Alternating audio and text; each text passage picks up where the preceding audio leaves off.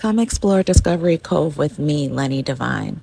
So, this was my first time bringing my children to Discovery Cove in Orlando, Florida, which is a part of SeaWorld. We were celebrating my daughter's birthday, and it's a water excursion. It's open from 7 to 5. Now, my kids are late risers, so we got there at 9:15. It wasn't crowded at all. So immediately we asked for a stroller at guest services so we could park. It's just easier to push with their strollers. As you can see, it has those bigger wheels. But we went to the aviary next because from what we researched, you want to get to the birds earlier due to them eating all day. They'll be a little bit less interactive in the afternoon. So if your children are interested, or even yourself, to feed the birds, make sure you go a little bit earlier so that way they're giving you more interaction and actually eating the food. But nonetheless, it was fun to explore the different bird types, see the scenery all around the aviary. It's just a beautiful resort. It is mapped out very well, not crowded at all. So if you're worried about that, you do have to make reservations with this resort. I love that it was very educational.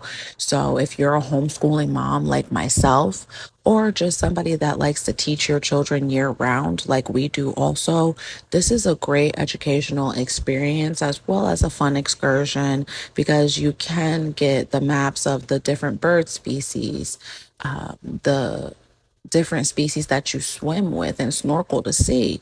This was the otter enclosure. I unintentionally recorded an otter popping out at the top. I didn't even know until I went back and watched it. But I told y'all previously, I can't make cute, aesthetically pleasing mom content due to the fact that my children are very active. They want to go from the next thing to the next thing to the next thing. As hard as I try to slow them down, I kind of have to go at their pace. We don't get to do everything that we want to do when we do these excursions, but I do enough research beforehand that it's still an enjoyable experience for us due to my children's temperament and juggling them both by myself.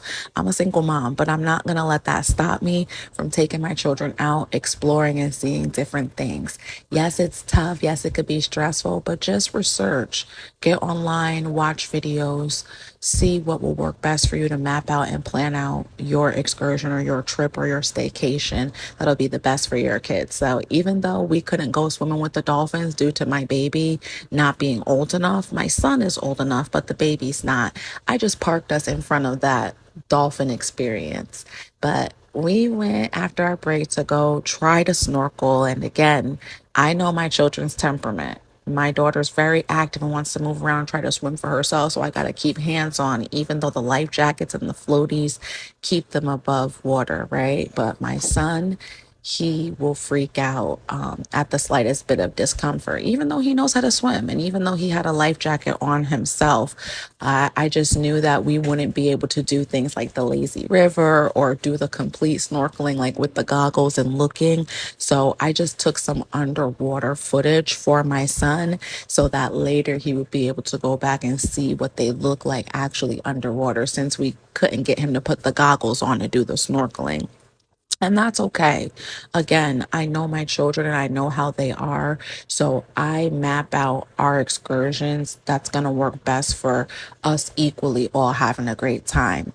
And we got to pet some of the stingrays. So my son was really excited about that. We got to feel their skin, the texture of their backs. So we can talk about that. It's a sensory thing, which is great for homeschooling. But there was just all types of fish underneath there. I showed my son and he got the hell out of there. Look at him running away. But this was the part where he kind of got freaked out because the water took a little dip in the snorkeling area. So we just came back to the shore where I could give them a break, give my daughter a little break because she was ready for her nap. So he just got to playing in the sand. I just sat in the shallow end of the water while feeding my baby. She took a nap, so it was time for me to head and go get a drink that's in the basic all-inclusive package. It's just a cup of wine. They have beers and certain wines that are on that you can get in the basic package without upgrading to premium. But if you want those specialty drinks, please go ahead and upgrade. We went to the other part of the lazy river. There's multiple entry points. You can go in wherever, by the caves, by the bar areas. There's just many different ways that you can hang out in the water near the lazy river without actually doing the entire lazy river. So this was more our speed, to just hang out on the shore in some of the shallow ends of the water and see the scenery, get the noodles, the floating noodles, and hang out. And we had a really good time. I would say that ultimately it was a successful experience. While this was pricey, we got 14 days unlimited access to SeaWorld and Aquatica with the tickets. So I think that it was worth it. So continue following, liking, and sharing for more. Peace.